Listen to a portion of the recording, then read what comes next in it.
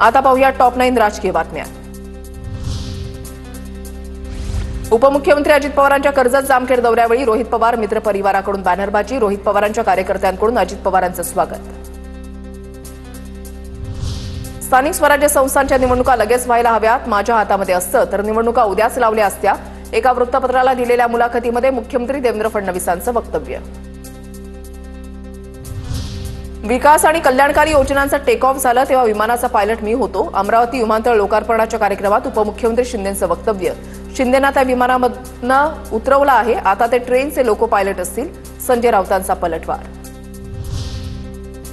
काँग्रेसमधून शिवसेनेमध्ये बेडकासारखी उडी मारलेल्या शंभूराज देसाईंनी आम्हाला शिकवू नये, पोकळ शंभूंनी आनंद दिघे खटल्याची माहिती घ्यावी, शंभूराज देसाई यांनी केलेल्या टीकेवर संजय राऊत यांचं प्रत्युत्तर।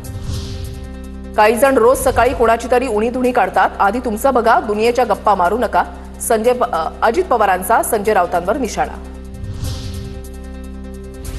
सरकारवर 420चा गुन्हा दाखल करा, निवडणूक प्रचारामध्ये सरकारनं दिलेलं एकही आश्वासन पाळलं नाही, रोहिणी खडसेंचा महायुती सरकारवर निशाणा। संजय राऊतांमुळेच आनंद दिघेंना टाळा लागला, राऊतांमुळेच त्यांना अटक झाली होती, त्यामुळे दिघे साहेबांचं नाव राऊतांनी घेऊ नये, खासदार नरेश म्हस्केंचं राऊतांना प्रत्युत्तर।